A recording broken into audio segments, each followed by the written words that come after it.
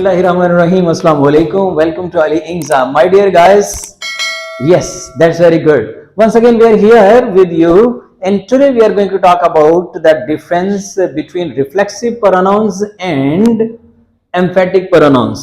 तो ये जो reflexive pronouns है और emphatic pronouns है, both of them they have the same shape, same form, उनकी शक्ल, उनकी अपीयरेंस सेम होती है. यानी आप रिफ्लेक्सिव प्रोनाउन हो या एम्फेटिक प्रोनाउन हो तो आपको मालूम है कि माई सेल्फ जो है ये रिफ्लेक्सिव प्रोनाउन भी है और उसके साथ साथ ये एम्फेटिक प्रोनाउन भी है. Myself, ourself, yourself, yourself, himself, herself, itself, themself, all of them they are called reflexive pronouns as well as emphatic pronouns. तो मैंने अलग बताया था कि जो emphatic pronoun है इसका एक और नाम भी है और वो है इंटेंसिव प्रोनाउन. तो यू आर टू से कि जो एम्फेटिक प्रोनाउन है उसका जो दूसरा नेम है वो इंटेंसिव प्रोनाउन भी है. तो अगर कोई आपसे पूछ लेता है ना कि इंटेंसिव प्रोनाउन क्या होता है तो भाई सिंपल सी बात है, वो एम्फेटिक प्रोनाउन ही है, कुछ अलग नहीं. अब पता क्या, आज की हमारी वीडियो ये वाली तो बिल्कुल ऐसे चुटकी बजाते हुए गुजर जानी और आपको पता भी नहीं चलना और आपको इंशाल्लाह उम्मीद है समझ भी आ जाएगी. सीधी सीधी बात है आपकी हमारी चलते हैं. अब देखें, I have written these very 8 sentences for you guys, and in order to get the difference, that what is the difference between emphatic pronoun and reflexive pronoun. I have told you already that whenever we are to talk about the reflexive pronoun and the emphatic pronoun, both of them they have the same form, same appearance. But whenever we are to use them, we can find out sometimes the same word is called reflexive pronoun. At the other time, the same word, same shape is called emphatic pronoun. So, how you are able in order to get the difference? कैसे पता चलेगा कि इनका फर्क क्या है? That is very easy. चलें देखते हैं जरा. लफ्ज जो रिफ्लेक्सिव है, रिफ्लेक्स का मतलब क्या होता है? अक्स. इट मीन कि हम अपना आईना में अक्स देखते हैं. आईना और आईने के मुकाबिल कातिल, यानी अब आईने में खुद को बंदा देख रहा है, कह रहा है यार कितना प्यारा हूं, इसका मतलब रिफ्लेक्शन है, अक्स है. तो इसी तरह से रिफ्लेक्सिव, जब कभी भी जो डोयर है ना, डोयर काम करने वाला सब्जेक्ट, उसका एक्शन उसके ऊपर वापस आता है. उसका action when that is coming back to the person that who is having the subject, who is there as a subject, उसी पर वापस आता. देखो मैं कहता हूं आई लव माई सेल्फ, मैं हूं, प्यार किसे करता हूं भाई? अपने आप से करता हूं, आई लव. और दुनिया बेहतरीन वो लोग होते हैं जो अपने आप से प्यार करते हैं. जब आप अपने आप से प्यार करोगे ना, सारे आपसे प्यार करेंगे. अगर आप खुद को इग्नोर कर दोगे, दूसरे तो पहले से आपको इग्नोर करने को तैयार बैठा है. तो simple, I love my self, तो मैं किससे प्यार करता हूं? खुद से. इसका मतलब है जो एक्शन है लव का वो वापस मुझे पे आ रहा है. तो इसका मतलब है यहां पर जो माई सेल्फ है वो रिफ्लेक्सिव प्रोनाउन है.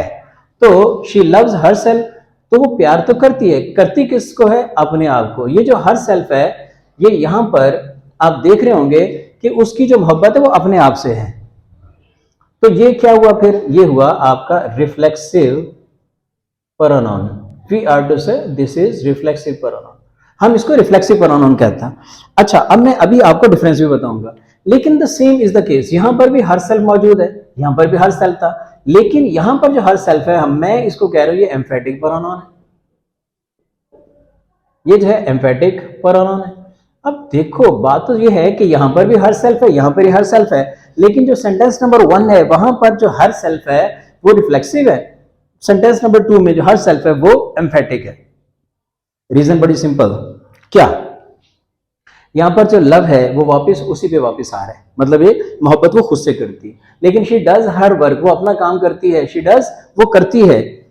व्हाट, क्या करती है? Her work. इसका मतलब यहां पर ऑब्जेक्ट है ना, हर वर्क है, हर वर्क ऑब्जेक्ट है. सेंटेंस नंबर 1 में जो ऑब्जेक्ट है वो हर सेल्फ है. तो जहां पर जो है सेल्फ फॉर्म ही ऑब्जेक्ट हो तो हम कहेंगे वो रिफ्लेक्सिव प्रोनाउन है.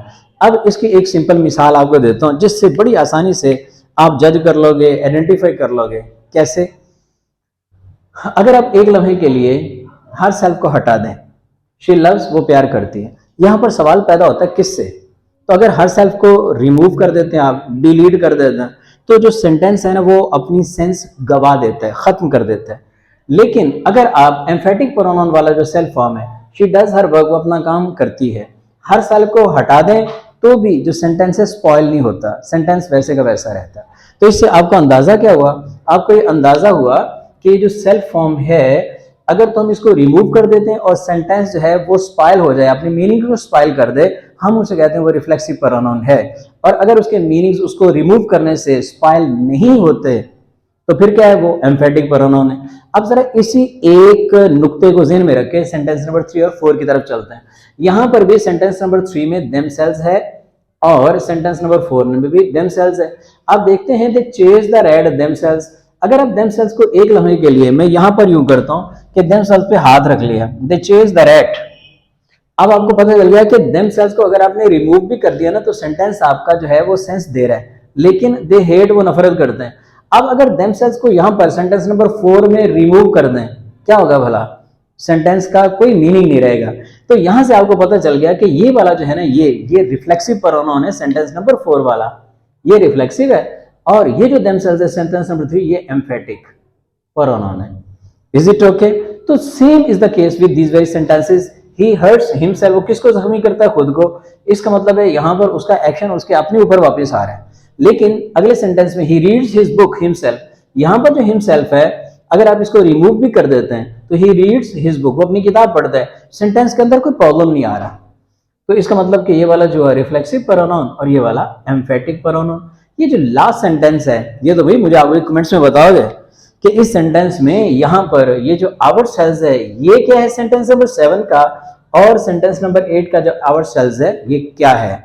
इसके बाद हम बात खत्म करते हैं। अब overall we are going to talk about once again, एक थोड़ा सा रिकैप ले लेते हैं। Reflexive pronoun versus emphatic pronoun. Reflexive pronoun वो होता है जहां पर के आपका जो एक्शन है that is coming back to the subject, और एम्फेटिक है जहां पर आप स्ट्रेस देते हैं। अपना ख्याल रखिएगा, चैनल का भी, और कोई क्वेश्चन आपका है तो भी फ्री फील करें और मुझसे क्वेश्चन तो करें, मुझे अच्छा लगेगा। So thank you, so nice of you. अल्लाह हाफिज़।